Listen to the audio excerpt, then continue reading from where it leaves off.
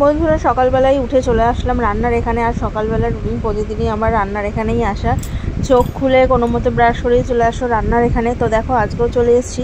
আর এখানে আজকে রান্না করছি তোমার দাদার জন্য, জানো তো, আলু দিয়ে ডিম দিয়ে ভুজিয়া করে দিচ্ছি আর হচ্ছে রুটি করে দিচ্ছি। প্রতিদিন একই চিন্তা থাকে, কি রান্না করব।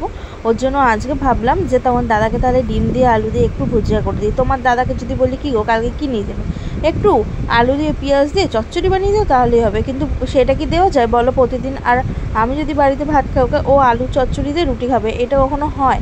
তো সেই কারণেই আমি ভাবলাম কি তাহলে আলু যখন বলেছিল যে আলুর তরকারি নিয়ে যাবে, তাহলে আমি একটা কাজ করি, আলুটা ভেজে তার মধ্যে ডিম দিয়ে দিই, আলু ভুজিয়া হয়ে যাবে।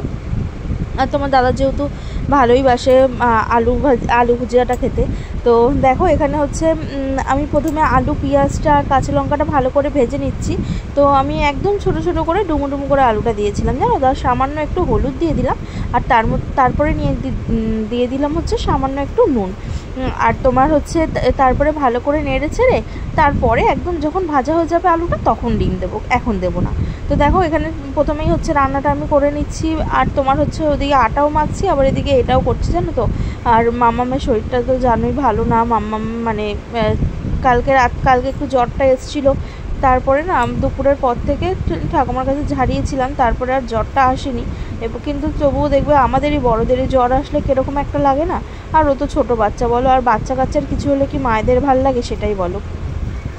তো দেখো প্রথমে আমি এখানে হচ্ছে তোমার তারপরে আজকে না একটু ম্যাগি মশলা দিয়েছিলাম। ম্যাগি মশলা দিলে দেখবে রান্নার টেস্টটাই যেন পাল্টে যায়, তাই না? তো এখানে দেখো প্রথমে তারপরে হচ্ছে আমি কড়াইটা সাইড করে নিলাম। আর অন্য বাটিতে রাখিনি, অল্পই করেছিলাম তোমার দাদার মতন।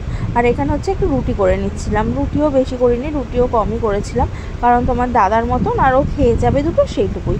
আর হচ্ছে যদি দুটো থাকে বেলায় আমার টিফিন হয়ে যাবে, আর না হলেও অসুবিধা নেই আমার কোনো।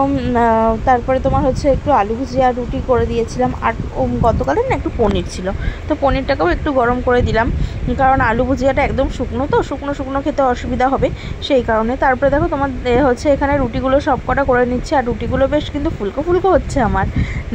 তো আর রুটি না ফুলে দেখবে একদমই ভালো লাগে না, মানে খেতে ভালো লাগে না। তো তারপরে দেখো এখানে রুটিগুলো সব কটা করে নিচ্ছি। আর বেশিও তো রুটি করছিও না। আর কিন্তু আজকে গরমটা খুব পড়েছে তোমার হচ্ছে, মানে সকালবেলা দেখছি যে কী গরম, রোদটাও আজকে খুব দিয়েছে। বৃষ্টি যতক্ষণ হবে দেখবে ততক্ষণই ঠান্ডা, কিন্তু তারপরে যেই কি সেই গরম বলো। আর এই ওয়েদারটাই এরকম, আমি তো ঘেমে স্নান হয়ে যাচ্ছি। আর রুটি করতে গেলে তো একদম ঘেমে যাই আমি, তো কি করব। তারপরে এখানে রুটিগুলো করে নিচ্ছি একদম। আর বারেবার গ্যাসটা দেখছি, কারণ প্রায় শেষের মুখে গ্যাসটা, এই না শেষ হয়ে যায়। আর এই সকালবেলা যদি রান্নার সময় শেষ হয়, একেই তাড়াহুড়ো, তার মধ্যে আবার রান্নার সময় শেষ হলে কতটা তাড়াহুড়ো লাগবে বলো তো। তারপরে একটা ভয় হচ্ছে যে মাম্মাম ওদিকে যদি উঠে যায়, মাম্মাম তো আমাকে ডাকবে, সেই কারণে তারপরে এদিকে সেইভাবেই করছিলাম। তো মাম্মাম এখন উঠবে করছে, মামা করে ডাকছে। তো আমার এদিকে দেখো রান্নাটা কমপ্লিট, তারপরেই উঠেছে, নাহলে শরীরটা খারাপ, তো ওকে একা রেখে আসলেও না কাঁদতো, সেই কারণে আমি ভয় ছিলাম। তারপরে দেখো এখানে হচ্ছে তোমার পনিরের তরকারিটাও ঢেলে নিচ্ছি।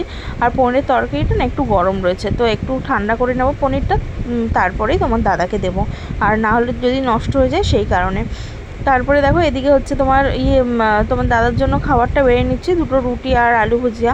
তো তোমার দাদার এই সকালবেলায় না ওর পেছন নিয়ে আমাকে ঘুরতে হয়, যে ও কোথায় যাচ্ছে, ও একদিকে জামা পরছে, ওর খাওয়াতে হচ্ছে। একটু আগেই বাবার বাড়িতে আসলাম। আর হচ্ছে দেখো এই যে মাম্মাম বসে রয়েছে, শরীরটা না একদম ভালো না, একটু ঠাকুমার কাছে ঝাড়তে নিয়ে এসেছি আর কি। কালকেও নিয়ে এসেছিলাম বিকেলবেলা, কালকে ওর বাবা বাড়িতে ছিল, সারাদিন আসা হয়নি, তো বিকেলবেলা একটু এসেছিলাম ওকে ঝাড়াতে। তো দেখো চোখটা কীরকম ঝিমিয়ে এসছে মেয়ের, আমার শরীরটা একদম ভালো নেই গো মেয়েটা। তো মেয়েটার শরীর একদম ভালো নেই, ভালো লাগে না, জানো তো। বাচ্চা কাচ্চার কিছু হলে মন মেজাজ একদম ভালো লাগে না, না ভিডিও করতে ইচ্ছা করছে, না কিছু করতে ইচ্ছা করছে, মনে হচ্ছে যেন ওর পাশে আমি বসে থাকি শুধু।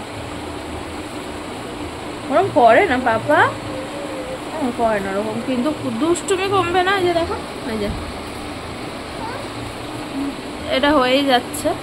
তো বন্ধুরা এই আসলাম বাবাদের বাড়িতে। আর হচ্ছে তোমার বাবাকে তো সকালে রান্নাবাড়ি করে দিয়েছে, তোমরা দেখেছো। আমারও না কিরকম একটা টায়ার্ড লাগছে, জানো না, মানে ঘুমটা ঠিকঠাক হচ্ছে না। আর ঘুমটা আমার সত্যিই খুবই প্রয়োজন।